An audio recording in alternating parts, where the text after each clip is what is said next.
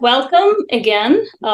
Thank you for joining us on this IWP speaker meeting. Indian Women Professionals is a group meant for Indian women, helping other Indian women with career choices, mentorship, and leadership. You guys have heard me say this before, but I'm going to repeat it, as I often have to. We aim to influence people to think critically about their career and reaching their fullest potential. As they say, your network is your net worth, and you are the sum of the 5 people you spend time with the most. So your network and the people you spend time with matters, shapes your opinions, shapes your ambitions, and it inevitably shapes your future. So thank you for being here with us today while we interview Dr. Minita Sanghvi. I also want to take time to say one more thing, which is that it is the festive season. So for most of us here who are celebrating the various Hindu festivals, this is the time when we go for parties and pujas and all kinds of other festive things. And I wanted to call out that those whom we worship, the Durgas and the Lakshmis, these are people who have characteristics that we call out for their bravery and for their courage and for their strength and for their humility and all of these things. And ultimately, we worship these lady gods, but it is also important for us to embody their characteristics, their bravery, and their intolerance for injustice, and all of that. Hey, Renu. So, having said that, I will welcome you to the interview with Dr. Sanghvi, the first openly gay finance commissioner who's also a woman of color. Dr. Sanghvi is a tenured business professor who not only works at Skidmore College, but also has a passion for writing romance novels and has delivered a TED Talk. Many of you saw the link to the TED Talk that I had posted on the various channels. So let's learn about Minita and learn about the challenges she has overcome to reach us here. Thanks for joining us, Minita. Thank you for having me. Thank you for inviting me. Absolutely, absolutely. So in starting, perhaps you could start by telling us a little bit about your history. From what research I've done about you and what you told me, you come from a pretty wealthy and well-known family in India, right? Maybe you could set us a little bit of context, like who your family is and what your family used to do. So my grandfather started the pen industry in India, and his brand of pens were Wilson pens, which, I think if you had grandparents or parents that lived in India at that time in the 40s and 50s, they would be familiar with that brand. And then my father manufactured Echo sketch pens. I don't know if you guys grew up in India, spent time in India. Maybe you had seen Echo sketch pens growing up. And then Sharp ball pens. So all of this was part of my family. We had a very big chunk of the market share. And so, growing up, obviously I didn't realize that at that point as much. But, we were like the 0.0001% of the population. And it's really hard sort of growing up that rich in India at a time when India still had a lot of, like the divide, the class divide was very wide. The chasm was like much bigger than what it is today. So it was odd. Indira Gandhi was in power at the time? Yes, she died in 1983. So for part of my childhood, she was, but I was pretty young. It was largely Rajiv Gandhi that I grew up with. Okay. But, sort of having that power and privilege, it allowed me to take certain risks in life that I was lucky to take. But it also sort of opened me up for constant vigilance because my family was well known. There was always sort of this expectation of failure, like this expectation of like, oh, we want to see this person not succeed so that we can go tell other people. Actually, when I came to the US, and I'm jumping the gun a little bit here, but when I came to the US, I came out to my family, to my mom back home. Okay. Sorry, that was my son. He's just biking down the road. We live in a cul-de-sac, so we allow him to do that. So when I came out to my mother. This was in 2002, and she didn't want to particularly share the news with everyone. What she said specifically was, if your child comes last, you don't want to go tell that to everybody. Her views have evolved quite a bit, and she's a lot more accepting. But one of my cousins Googled me, figured out that I was gay, and then passed that along to his parents, who then told my the other side. So this was on my mom's side. My mommy told my dad's sister, right, my Fia, who at that point was in litigation with my parents. And so she found the article, photocopied it, and sent it across all of Juhu to all the people we knew. And so, sort of tried to embarrass my parents in a very, I would say, violent way, by sort of, making me naked in front of everybody. So there's this constant sort of idea of like, people wanted to see us succeed and fail at the same time. But sorry, I'm digressing. Relevant. So yeah, the expectation growing up was that I would get married and sort of have children, but I always knew I was gay, and so I had to find a way to figure out what I wanted to do with my life, since I didn't want to get married. And so I actually got my MBA for that reason, because I wasn't sure how my parents would react when I came out to them. And I figured that if I had to exist and pay my bills, then if they threw me out of the house, I needed an option. And so I ended up doing my MBA from NMIMS in India. And only after that came out to them. So. And then you traveled to the US and made a home in Arizona for a while, right? Yeah. So I came to the US. Actually, that's when I met gay people and sort of realized the importance of coming out and what it means. Mm-hmm. And that's when that summer I went back home and I came out to my family. And I wasn't sure if I would be coming back, because I wasn't sure if they would continue paying for me.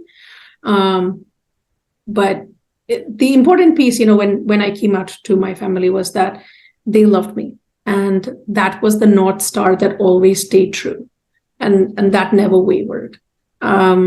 So while it took time for them to figure out, what that means, and, I think mostly my mom was worried about, my safety, my security, like what kind of life I would lead. And what I wanted to tell her, really, and what I did tell her, was that I wanted the exact same things that everybody else did. I wanted to find love and to get married and to have children and a minivan and, fight over who has the remote and cook food and, stuff like that. So, and then that's, sort of pretty much the life I have, which I'm very lucky that I was able to do. You've done so much more as well, right? So you talking about your mom and your mom's love for you, you also mentioned when we last talked how a lot of the power you have kind of incorporated is because your mom felt that taught you that you are the universe and that everything else revolves around you. I mean, she's given you that sort of, she's kind of inculcated that ethos in you, that you are basically that you can be entitled for a lot of things. Tell us a little bit about that.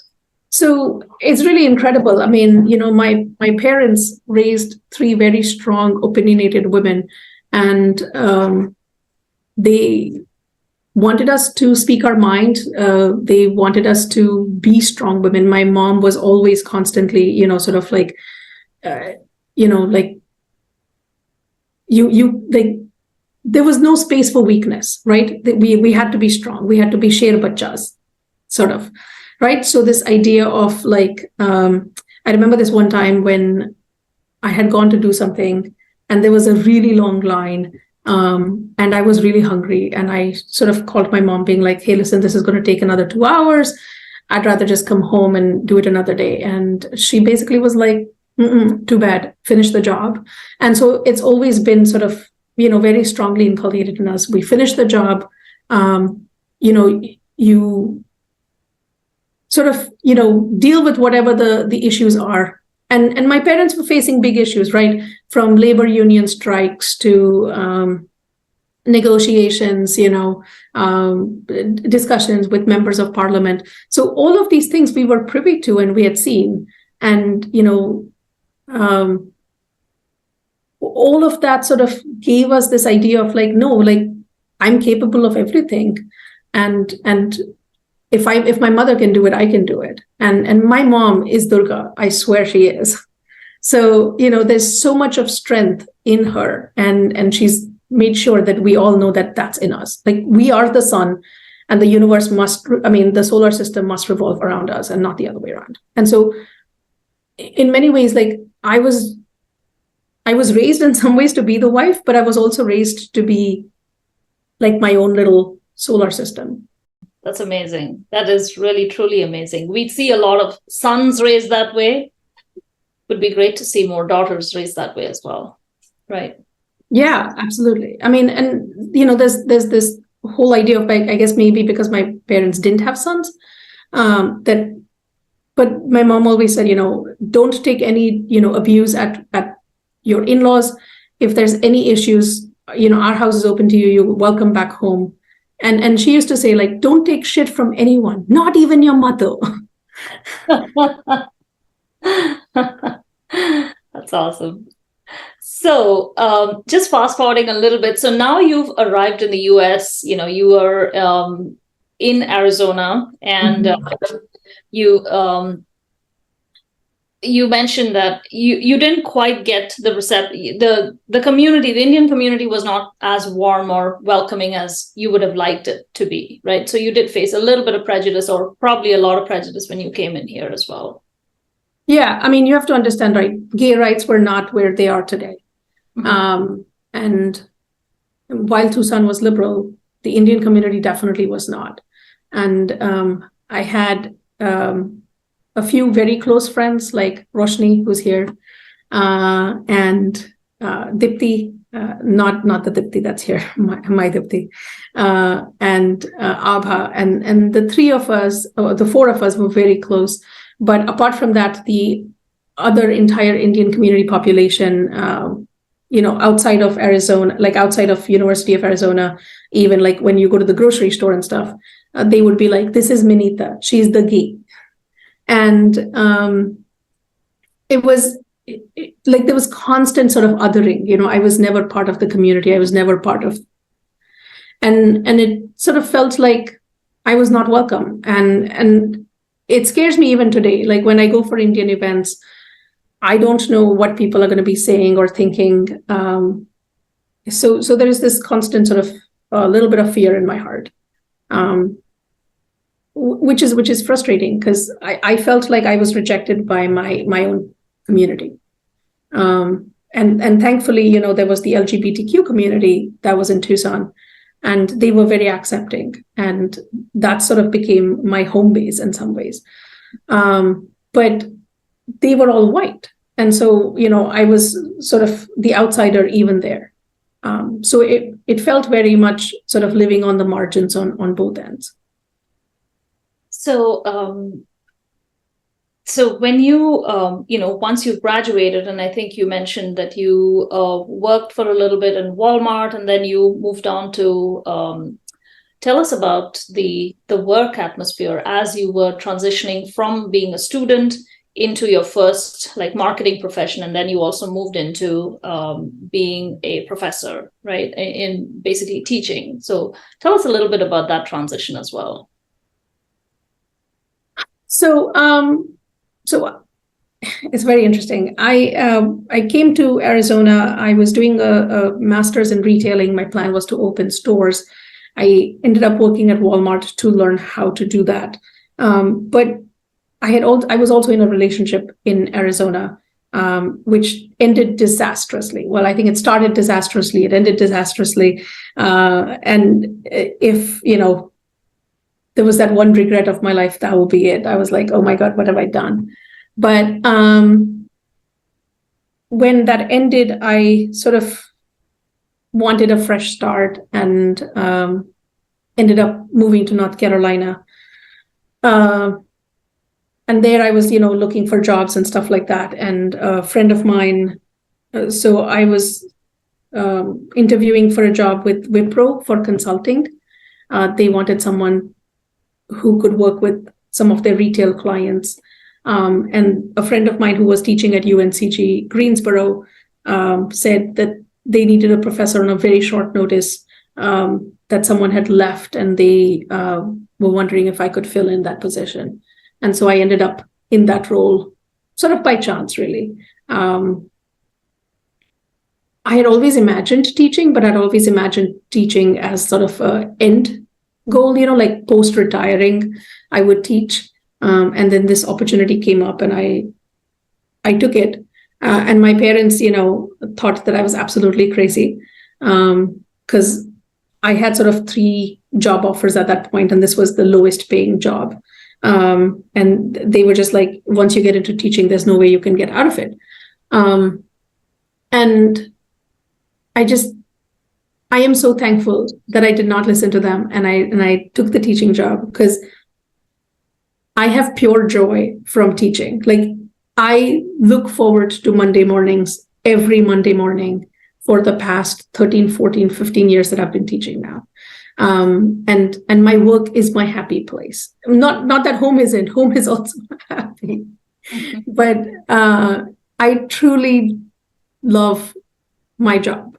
And I had been a full-time lecturer at UNC Greensboro for 3 years, and my department chair told me, listen, you have to get a PhD if you're planning to teach, because she said, right now you're doing twice the work for half the pay.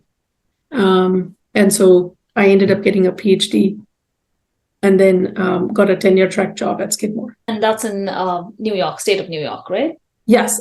So what happened was that during this time period, while I was getting my PhD and all, I met Megan.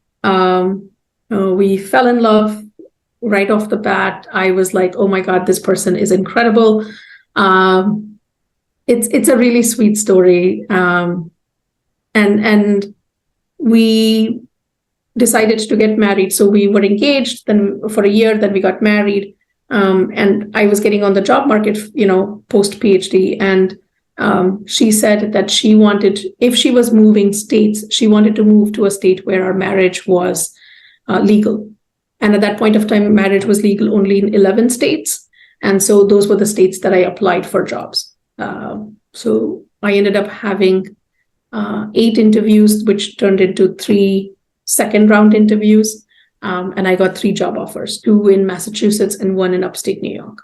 And we took the upstate New York one. So how many years since after you started your work in Skidmore did you start thinking of a political career, and did you get, how many years post that did you actually get elected? I had actually set myself up really nicely for a political career in Greensboro itself, because I had gotten involved in Greensboro politics. I'd gotten appointed to, certain commissions and committees. I was the treasurer for the Dem committee in the county and stuff like that. So, it's sort of like you have to pave the path, like you have to, make the connections and all of that. And I was hoping to find a job in Greensboro or in North Carolina so I could run for office there. But that didn't happen. And I was really lucky that didn't happen because Skidmore is a really well-ranked institution. It's in the top 40 colleges, liberal arts colleges in the US. And, New York has a lot more gay rights than other places. But that other college also got into a lot of financial difficulties. So, that job just didn't exist anymore. But once I came to upstate New York, I knew that if I wanted to get into politics, I would have to sort of pave the way again. And so in 2016, I served on the Charter Review Commission for the city. In 2017, I served on the Human Rights Task Force. Then I got appointed to the library board, and then ran for election for the library board, and won that, which, nobody runs for library board elections. So, I was the only one running. And so I had already sort of made a name for myself within local circles.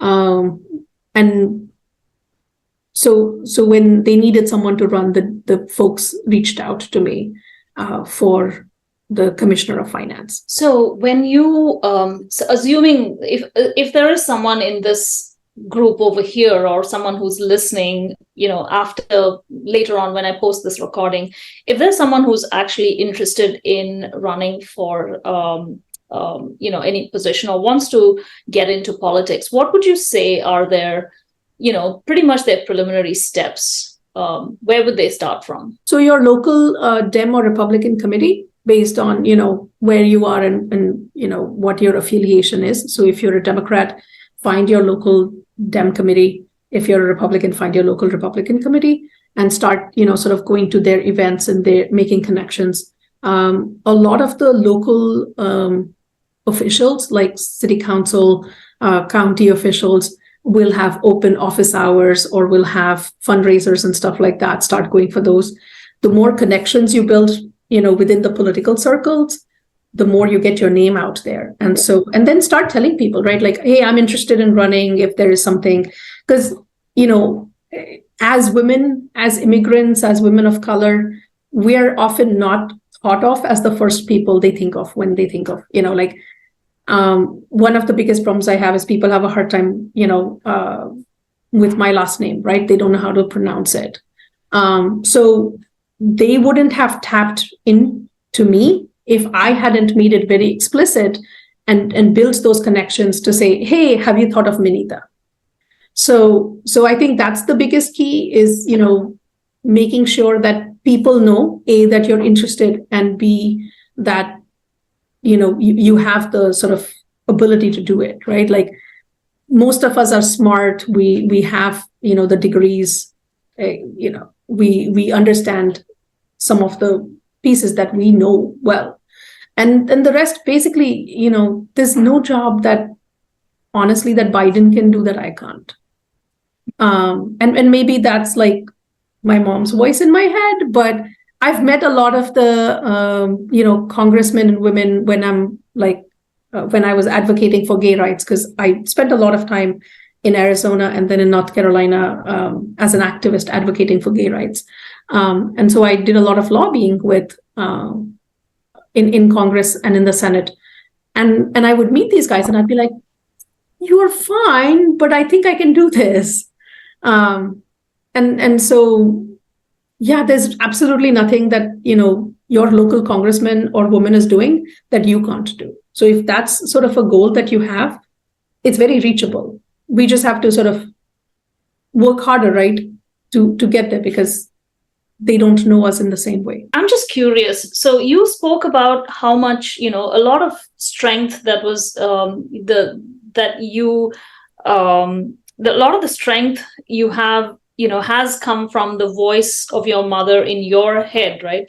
And a lot of us have not grown up with those same kinds of voices in our heads, right? Where a lot of us are taught to doubt ourselves and are taught to, think of ourselves as not being quite as worthy as, like you said, we probably actually are, because we probably can do what Biden is doing and, what so many other people are actually doing. How do you recommend women to think about themselves so that they can build that confidence, that same confidence where it's like, I'm the universe and everything revolves around me? How do we build that sense of entitlement within ourselves? Because nobody is going to give it to us, especially not at this age, right? Yeah. So I tell a lot of my students, I tell them, you are the sun. And it's not my line. It's a line I've got from Grey's Anatomy, but it's a great line. And it's sort of, I honestly, I wake up in the morning and I look at myself in the mirror and I'm like, damn, Megan is so lucky. I just have sort of an innate optimism in life. And thankfully, I've learned how to put a lot of hard work behind it too. But you have to sort of believe in yourself 100%, right? I have some news I was hoping to share towards the end, but I am running for state senate in 2024 in upstate New York, District 44. Awesome. That is awesome. And that's a big step. So I have a fundraising goal of about $800,000. And really, I used to get palpitations every time I heard that number. $800,000. I have to raise that in 1 year, which is about $65,000 a month, approximately. Okay. I mean, I don't know about you, but it gives me the heebie-jeebies. But you have to, like, my sister made it simple in my head. She's like, listen, Minita, you need to find 8,000 people who will give you $100. And so, you have to break it down as that, right? Like, can I find 8,000 people who will give me $100? But it's not easy. And the point here is that, you just have to believe in yourself. I have to believe that, I can raise $800,000, and I have to believe that I am the best candidate to be in that role. And if I am not able to tell myself that and believe in myself to that end, I can't convince any of you guys to give me that $100. Yeah. Which, by the way, everybody, please do give me $100. I'm just letting you know now, because I cannot win if I don't have the support. I think that's yes. I think everybody in this group should give you $100 for that. Yeah, there I see thumbs ups everywhere across the camera. So yeah. Thank you all. And so that's the point, right? It's like, if you don't have the belief, nobody else is going to believe you. So, however long it takes to get there, right? Whether it's, journaling, or whether it's daily affirmations, or looking at yourself in the mirror and being like, and some of it, like, when we look at ourselves in the mirrors, like, I still have my parents' voices. Like, my dad, even I'm 46, my dad will call me on my birthday even now and be like, have you lost weight? Maybe you should lose weight. So there is a lot of those negative voices. Like, my aunt, she's horrible, but like, every time you like end up talking to her, she's like, "To weight ghatad you?" And so like, did you lose weight? And so it makes you feel a bit. You have to sort of believe in yourself enough to be like, no, this is where I am, and I'm happy in where I am. And that doesn't mean that I'm not working towards a more ideal, like, I want to put oil in my hair more regularly. I want to, floss my teeth more regularly. I have a list of things that, like, what's my ideal self, right? Like, my ideal self would floss more. My ideal self would, like, put oil in my hair, stuff like that. But at the end of the day, like, I still have to believe that I am where I am and I'm happy, with where I am. And that doesn't mean there's not room for improvement, but yeah. Meaning, like, believe in yourself, not that you shouldn't floss your teeth, or not that you shouldn't continue, have that Kaizen, right? Continuous improvement. But right. At the same time, have full faith in who you are and the abilities that you have today without those improvements. Yes. And, so I'll tell you, so like I explained, my grandfather was really well known. In fact, DJ Sanghvi College of Engineering is named after him. Mithibai College of Commerce is named after my great-grandmother. So, we have some, like I said, we were well known locally. And everywhere I went, people would always say, this is Dwarkada's Sanghvi's granddaughter. Like it was always sort of like, that's the way people introduced me, or this is Jayan Sanghvi's daughter. And I was not very old. I was maybe 10, 12. When I asked my mom, I was like, why am I always known as my grandfather's granddaughter? Like, why am I always known as Dwarkada Sanghvi's granddaughter? And she said, if you do something that is bigger than what he has done, then he will be known as your grandfather. And, it's like that one moment of life where you're like, that's my resolve, that's my sankalp, that's my laksh, however you want to call it. That's basically that moment of my life where, and even to this day, like the reason why, because, there are lots of people who were like, you don't need to run. It's fine. You've accomplished enough. Like you have a fiction book, a non-fiction book. You've got tenure. You're the commissioner of finance. You don't need to do this, because like I am stretching myself really thin to get to this point. And like I said, like, that 800,000 number is giving me the heebie-jeebies.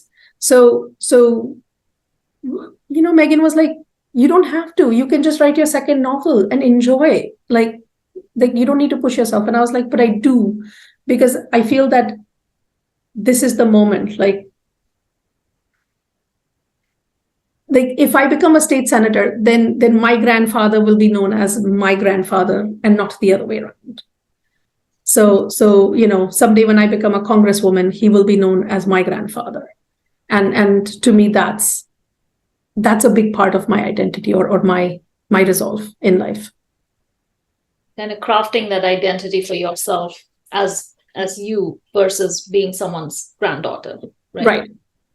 Yeah. Awesome. And so, guys, anybody have a question for Minita at this point? Hi, Minita. Yes. Hi, this is Durga. Thank you for a very, very inspiring speech. Not only that, you have shared with us several obstacles that you had to come over to accomplish and be where you are today and where you want to be later too. So that's thank you very much for that. It's thought provoking for so many women in different phase of life, whether it be family or career. All these things apply. So my question to you is this. You have had situations where it was not easy for you to either come out, that was the first thing, or to even share with your family, your mother. And then there was another situation where you had to take up a job, the professor, the position in North Carolina that you shared with, against a job, three jobs, which were paying you much more. So these are not easy situations to choose something easily, right? If you have to advise me or the group here on what question would you ask, and based on that answer, you say, this is it, this is what it is, this is what I want to be. If you have to give us one question that we have to ask ourselves and come up with an answer, then that's the direction to go. Well, I mean, so first of all, when you're in your 20s, right? I tell my students, when you're in your 20s is when you take the risks. I was like, you're not going to take a risk when you're 35 with a mortgage and 2 children, right? And so you have to be able to take risks at that time period, and know you will fail. Like I told you, I had a disastrous relationship, and I failed, and I had to live with that failure for a long time. But the second thing also is like, what gives you joy, right? And what fulfills the purpose of your life? Like, to me, honestly, writing gives me the most joy. And I have told the Dem committee as well as Megan, I was like, I'm going to give it my everything in this election. And if by any chance I don't win, I'm not running for city council again either. Like I will just spend my time doing what I love the most, which is writing. And I have my tenure job already. So like, I have a job that I love. I enjoy writing. My book has got a good response. Priya just read it. It's called Happy Endings. It's India's first lesbian romance novel. It was published by HarperCollins. It's got really good reviews. And honestly, to have written, right, a novel where I'm getting emails or text messages on Instagram, so not text messages, Instagram messages from people saying, oh my God, I'm a lesbian in India and I haven't come out to my family, and this novel has been life-saving for me. Or I'm a straight person, I read your novel and it opened my eyes to love is love, and what this person wants, their love is no different from a heterosexual love. So you have all these incredible life-changing moments that I am also, sort of having with this other career of mine. So it gives me joy. But if I don't do this, this is like, politics is something I'm good at. And I feel like I can make a real difference in the lives of people. Not like okay, so Dipti, my best friend, and I would often talk, and she would often talk about how like you have this like chota house and chota community and your 2 children, and how you make a difference in their lives or the people that you touch. And I was like, no, I want that bada life, that big life, that where I'm making a difference, not in like 10, 15 people that I meet, but like hundreds and thousands of people that I meet. Because that's what I saw my grandfather do. Right? My grandfather's charities, my grandfather like built a school in the village that he came from. He built a temple, he built a theater. Like, so he made difference in the lives of thousands of people. And so for me, that's the life I want. And unfortunately, I've realized I don't have what it takes to be an Ambani. So, politics is what I'm good at. And if that's what, can get me to where I feel that I can make that big difference, then that's what I want to do. So a lot of it is like, what is your purpose in life, right? What brings you joy? And the other thing, when I went for an Indian occasion here for Indian women in Albany, a lot of people say, they're like, oh, my daughter will become a congresswoman, or my daughter will get into politics. And I'm like, why does your daughter need to do it? You can do it. Like, there is absolutely nothing stopping you, right? Like, why do you want to wait for another generation? You are just as capable of entering politics. And I mean, dude, like Nancy Pelosi is 82 and she's running, right? Like Biden and Trump are in their 80s. Like, we are still much younger than them, yeah?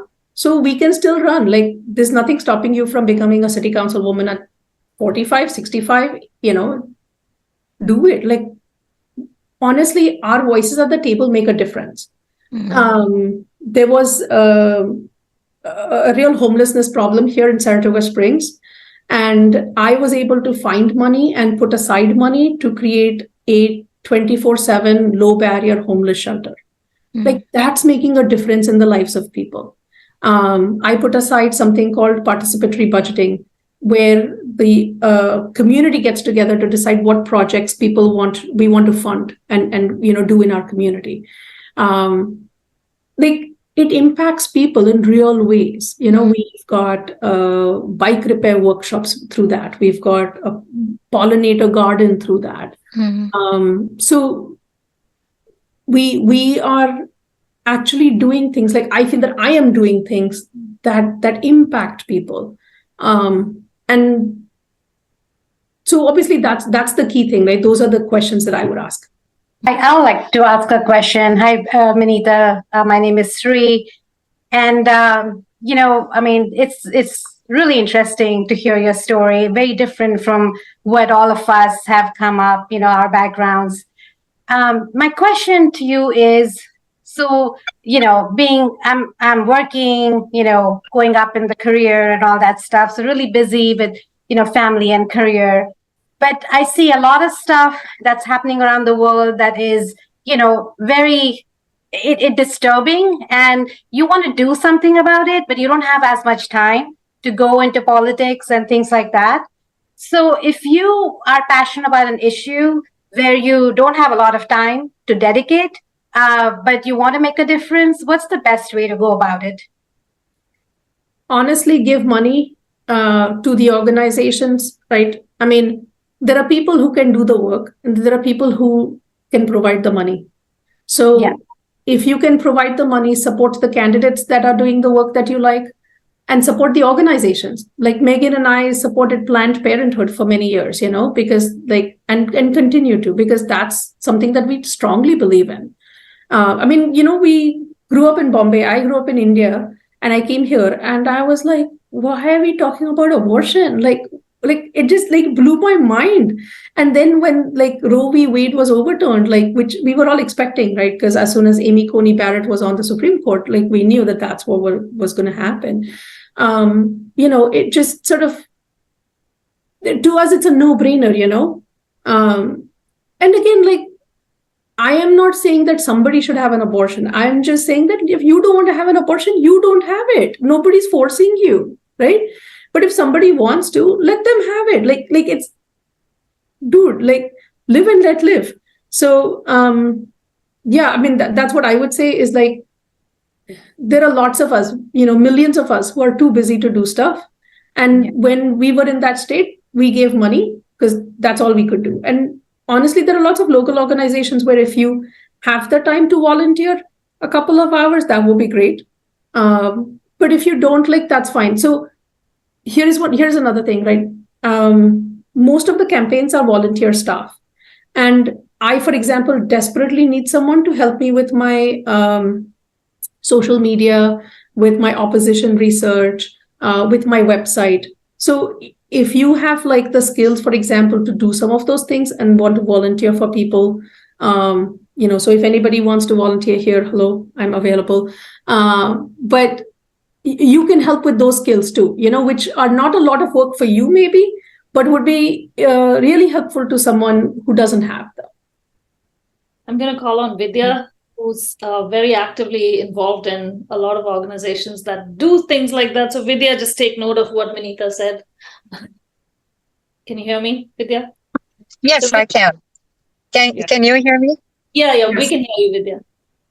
Yeah, thank you. This is fascinating, Dr. Sanghvi. Thank you so much for your time. My question is okay. this. Minita is okay. Dr. Sanghvi, this gets too formal. Okay, sure, Vinita. So my question is this, right? I think we're raising our children for another time. And quite frankly, the current times are different enough as it is for us. And as we try to become more broad-minded with our children and for our children, and sometimes they educate us in terms of LGBTQ rights and things like that. Now, in one of the roles that I play, I am a DEI expert in the state of Texas. So that's enough said there. You can read between the lines. Yes. But I am struggling with the negative impact that wokeism seems to cast and the way that it contaminates LGBTQ rights and the genuine basic human initiatives that stand behind it and power it. So I think that, when you look at it as a fad or as a mass culture, when you look at wokeism, the term itself, to include, LGBTQ significantly. What is your take or what is your advice that you would give for us to kind of distinguish between the two, or are the two the same? I don't think the two are same. Look, we have been struggling on getting acceptance for LGBTQ rights for a long time.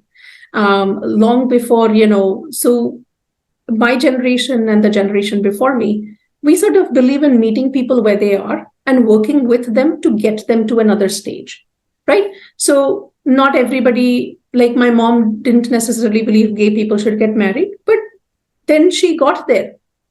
She got to where, yes, you should get married and why shouldn't you have the same rights? And, we accept your son as our grandchild and all of that. But a lot of the younger generation and, it's that Javani ka Josh or that fervor, of youth. A lot of them sort of believe it's like, it's this way or nothing, right? It's that hyper partisan,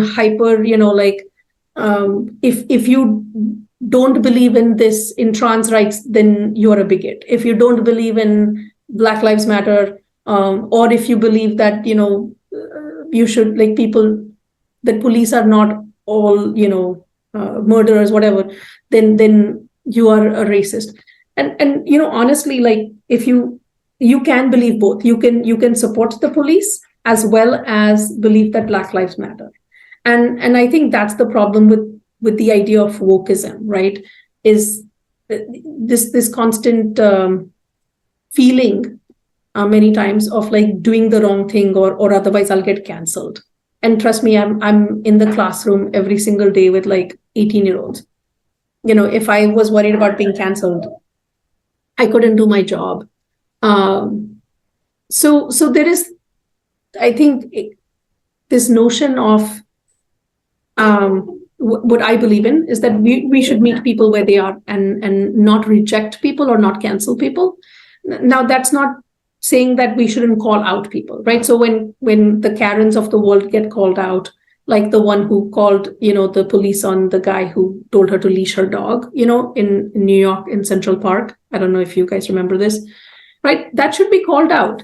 So I'm not saying bad behavior shouldn't be called out. I'm just saying that, like, give people a little bit of growing space. And so with DEI activity too, right? Back in the day, we used to have those things called Ask a Gay a Question Day, stuff like that. Like, that was more educational. We weren't saying like, hey, Google this yourself, and if you don't know what a demisexual is, then you're homophobic. I mean, half the times Megan and I have to go to Urban Dictionary to figure out what the heck is this, so, and we're part of the community. Sorry, I don't know if that's answering your question, Vidya, but that's what I think. Thank you. Yes, I think I see the point in terms of the alternate style of education when it comes to making a distinguishing claim between wokeism as a whole and LGBTQ rights at its fundamental core, which, of course, we believe is a very pure and sincere effort. But yeah, thanks. Thank you so much, Minita. Thank you. Minita, Vidya is doing a lot of work here for organizing a lot of communities, women, education, diversity, a lot of things, which I can hook you two up together later. Yeah, absolutely. It's very interesting. I met with a candidate from Texas who was running as a queer candidate, but hadn't come out to their parents. And so, we have that piece too, right, within the Indian community, where you have the younger generation, like what Vidya was talking about, that understands the spectrum of, being genderqueer or being non-binary, or, all different things in terms of gender, in terms of sexual orientation. And, but there isn't that necessary awareness amongst, and I wouldn't say wokeness, right, but sort of at least awareness amongst the older population in the same way. So I think there's a lot of work to be done, but it's a very interesting dynamic when you're running, because it's so public, and then to not be out at the same time. Right. So if there's no other questions, in the interest of time, I'm going to move on really quick to the next part of this, which is, how did you realize that you wanted to write a book? And guys, if you haven't read Minita's book, you can download it on Kindle. I went through the whole thing I finished it just before this meeting. It was very entertaining, very interesting, and well written. And I can't wait for it to become a nice Bollywood movie, because it would just be so perfect. So tell us about your writing career. And so if you want to be a writer, what are some of the things that you see? What do writers do on a day-to-day basis? Like, what do they observe? How do they observe? And inspire us with your writing story. So I started writing, honestly, because of Hillary Clinton and Donald Trump. So Hillary Clinton lost in 2016, and I was not expecting her to lose. And then Donald Trump became president. And, as a gay person, as a woman of color, as an immigrant, like, I felt like my own president didn't want me in my country. I felt scared. Saratoga Springs is a little blue town, but it's surrounded with a sea of red towns. And there were a lot of MAGA signs around us. And so I had a lot of anxiety, and I would spend my evenings doom scrolling. And Megan was like, you have to stop this. And so I started, watching Bollywood romances, Hallmark movies, and reading romance novels. And I discovered lesbian romance novels. And so I started reading a lot of them. And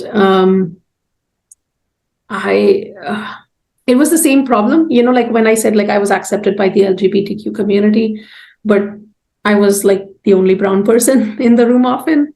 And so a lot of the lesbian romances were about white people having white people problems. And I always often talk about how, like, it was like eating pasta and pizza every single day. And I wanted like a good dal and rice kind of meal. And like, I wanted the drama and the tadka in my romance novel. And so I really just started writing for myself. Like, it was really an exercise, and this is what I want to do, and this is what I want to read.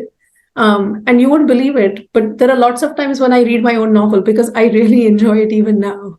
And there are times when I'm like, "Ooh, what will happen next?" And I'm like, dude, I wrote this. But yeah, so it was really just sort of writing a novel that I felt was missing. And I just, it's that kida. I have this kida.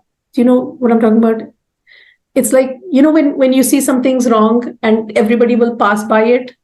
Yeah, I cannot pass by it. I have to stop and do something. Like, this is who I am. And so when I see something's wrong, like, I was like, there is a need. I want to see a novel like this. And so I was like, acha chalo, nobody's writing it. I will write it. That's how you get into a lot of trouble also, by the way. Wonderful. Sorry, go ahead. Yeah, no. So I wrote it. It turned out pretty decent. I had this idea. I was like, Megan, I remember the moment so clearly in my head. I had just read a novel. I had finished it. And I was thinking about, it was a second chance romance. That's a trope, when people have met, then they get separated, then they get back together. And I come down the stairs and I was like, Megan, I have this idea. What if, there was this girl and these two best friends growing up who were gay, and then they are separated, and this one tells the other, listen, you go to the US, I will come, I will join you. And then she ghosts her. And 10 years later, the girl who's in the US has become a writer. She's written her first book. It's become a big, best-selling novel. She's going back to India on a 14-hour flight. And her girlfriend is sitting next to her on this 14-hour flight, right? Her ex-girlfriend. And she's now a famous Bollywood actress, right? It was just such a great premise, that just sort of popped in my head. And I was like, dude, I want to write this. And so there's a great novel if you want to explore writing. It's called On Writing. It's by Stephen King. And I have not read any of Stephen King's novels, actually, not just a lot, any of them. They all sound very scary to me. And I'm not into the genre of horror at all. But On Writing is actually a good book about writing. And basically, there are two main key things to writing. One is you should read a lot and read, a lot of different kinds of things. And B, you should write every single day. Pick a time that you're going to be writing. So in my case, when I wrote this novel, I would put Jamie to bed. So I would start writing around 9:30, and I would often write till like 12 or 1 or 2 in the morning. And then I would repeat every single day. And so, you basically have it's literally just those two things. You have to read a lot and you have to write. And you have to ideally have like a dedicated time that you're writing. So you're writing every day. And the rest, there are really good videos. There is a guy called Brandon Sanderson. He has YouTube videos of his lectures. So if you want to write like sci-fi or something, he talks a lot about context and, building worlds and stuff like that.